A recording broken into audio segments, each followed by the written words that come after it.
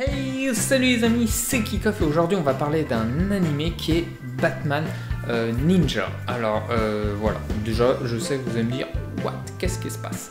Alors on commence par le résumé. Alors Batman, voilà, en fait on retrouve Batman et tout son univers, donc tous ses méchants et ses acolytes, qui se retrouvent propulsés dans le passé au règne des ninjas, samouraïs, tout ça. Voilà, donc je vous dis pas comment, vous verrez dans l'anime. Alors au début, en voyant le titre comme vous venez de l'entendre, je me suis dit oh là là là là là là, mais quel Thanos ça va être.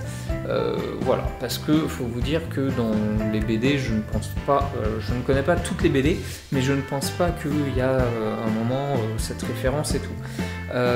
Donc voilà, tu dis oh là, c'est un peu tordu, Batman, Ninja, tout ça, et surtout quand on voit dans les affiches les costumes et compagnie.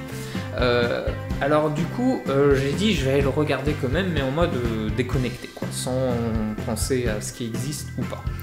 Et du coup, le style graphique de l'animé est très spécial. Il est pas moderne, il fait très vieux.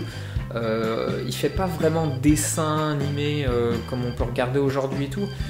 T'as même l'impression que c'est plus des dessins voilà, faits au crayon et même des tableaux et tout. Donc c'est un style qui est très différent. Ça veut pas dire qu'il est dégueulasse et que c'est moche et que c'est nul. Au contraire, moi j'ai apprécié. Et du coup, voilà, donc on retrouve Batman avec tous les méchants en mode samouraï. Donc ils sont tous un style complètement différent, des accessoires différents, leur apparence du coup change, mais on retrouve bien leur personnalité. Voilà, on retrouve bien leur personnalité, les méchants restent les méchants, tout ça, on arrive bien à les reconnaître. Et moi je trouve ça intéressant de partir voilà, sur une autre planète. Et du coup, tout est décalé dans ce film, tout, donc aussi bien l'animé que l'histoire, que les personnages, tout est décalé, mais ça colle super bien en fait. L'ensemble est super bien fait, tout est cohérent. Je parle pas de l'histoire par rapport au comique, hein, mais par rapport voilà, à l'animé en lui-même, tout est voilà.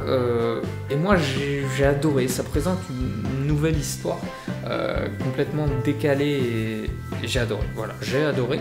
Alors j'ai adoré. Attendez de voir ma note. Oh, on se calme. Donc la fin, ça part un peu en couille. Je le dis, oui, Alexandre il nous a pas prévenu. Donc tout est décalé, mais ça colle. Ça, je l'ai déjà dit en fait. Je reviens en fait, je me suis trompé dans mon prompteur qui en fait, j'ai remonté une ligne, donc on va recommencer. Donc la fin, ça part un peu en vrille, car ça finit en mode Transformers Power Rangers.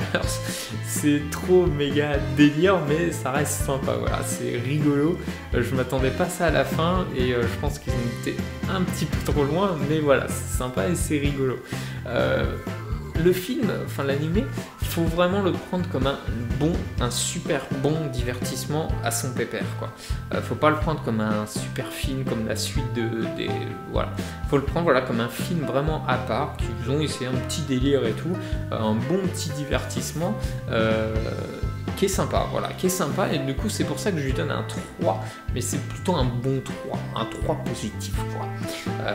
Voilà, donc n'hésitez pas à le regarder, si vous avez un peu de temps, il dure 1h30 il me semble, et puis voilà, dites-moi si vous l'avez regardé ou pas, ce que vous en avez pensé, donnez-moi votre note, n'hésitez pas à faire un commentaire, partager, liker, tout ce que vous voulez, les petits pouces en haut, en bas, je veux votre avis, et moi je vous dis à la prochaine pour une autre vidéo les amis, bye bye.